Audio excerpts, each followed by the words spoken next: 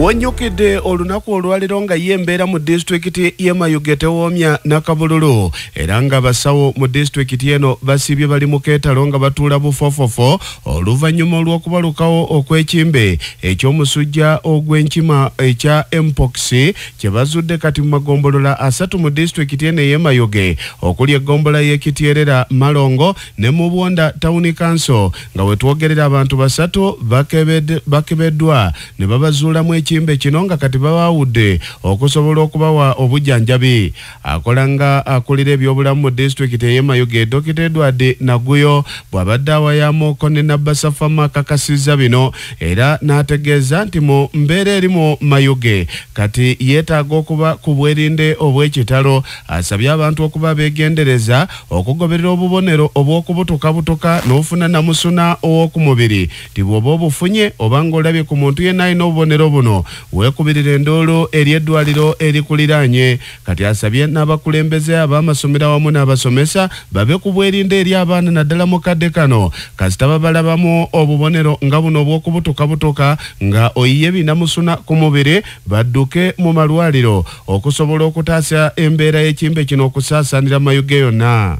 Tutulikirwa ekirwaire kyebeeta kinamusuna atali wa bulido. Namusuna ono yefaananiriza ni namusuna gwe tubayirenga naye ayona ava ku bisolo ng'enkembo, dada, empe. Obusolosolo obwo obw'omu nsiko businze kutuleetera ayo bukugemya tikitegeeza nti omuntu tabugemya paka kumaze okugema kikugema. Obulwaire buno mu luzungu bali bwetanga mpox kyetubweta bugemye buli mu Mayuge naddala mu magombola g'Ekityerera, Gade Town Council, Malongo ni Bwonda. Libasaba aba public community abana mu Mayuge mwena nti buli wabona muntu alina obutulwa ku mubiri kobera omusawo yenna nakuli okumpi oba VHT oba CHU oba omusawo w'omwirwaliro era niwe owulira mulenga buli kutandikiriza ja mwirwaliro.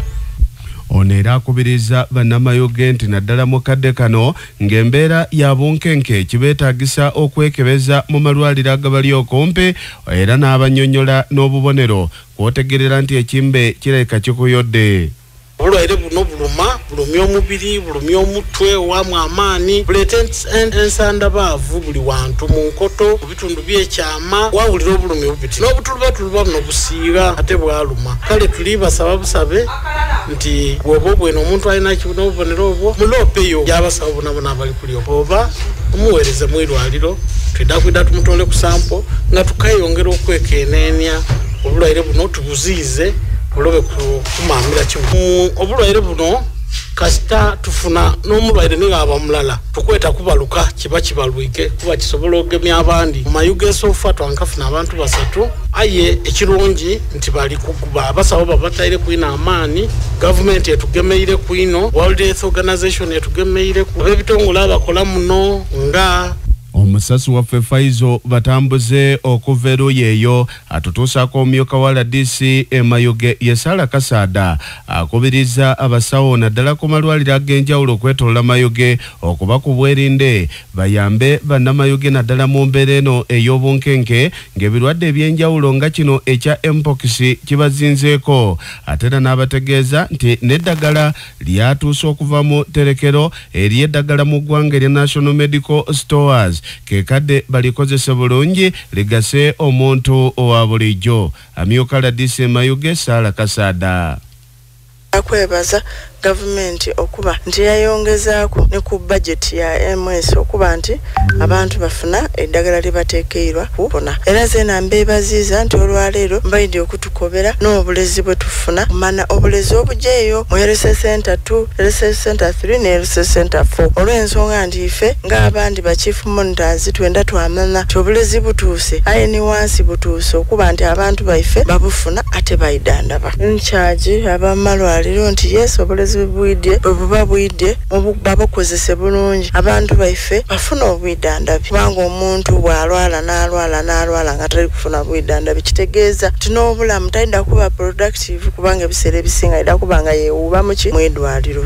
nga tukyaliko nsonga ez'ebyobulamu wonyukedde olunaku olwaliro ng'amalwaliro aga gavumenti agawerako agali ku mutendero gwa Regional Referral Hospitals okwetoololwa eggwanga lyonna gatubidde n'eddagala eryayitako emyaka n'emyaka oluvannyuma olw'ekitongole eky'ebyeddagala ekigula eddagala lino mu malwaliro gano aga gavumenti ekya National Medical Stores okulemererwa okunona eddagala lino okuva mu malwaliro gano naddala mu mbeera ey'obugayaavu ennyo ng'ekyennyanja ekisula mu mazzi ne kitanaaba.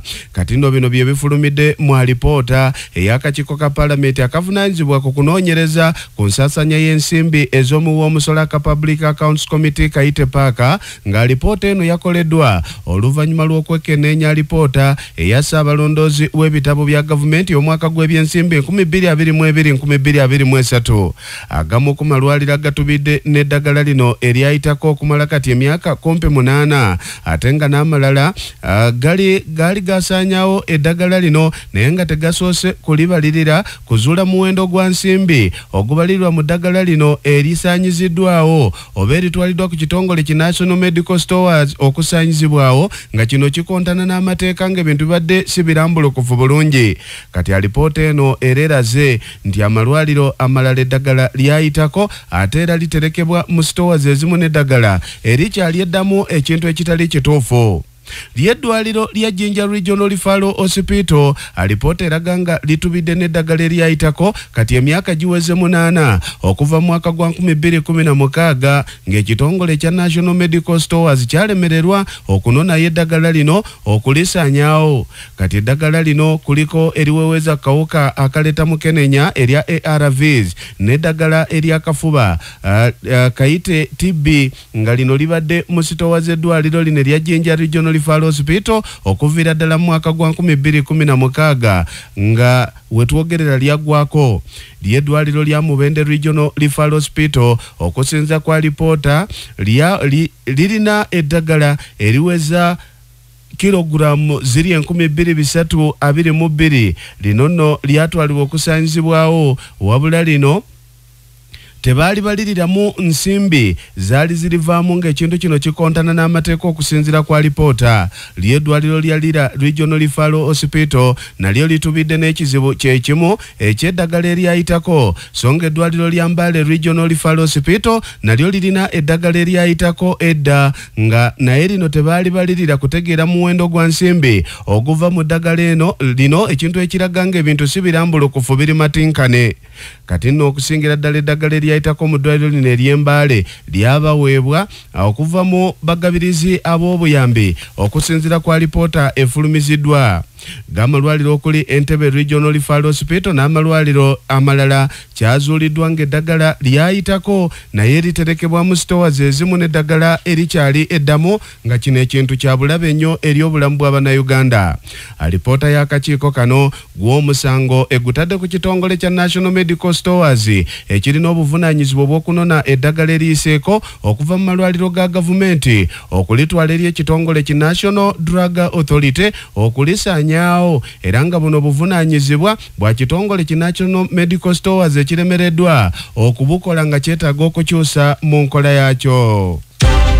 Amawulire amasunsulera amasengejje agawana n'ag'ebweru, reediyo eri emu yokka, Nabbasa Twamba.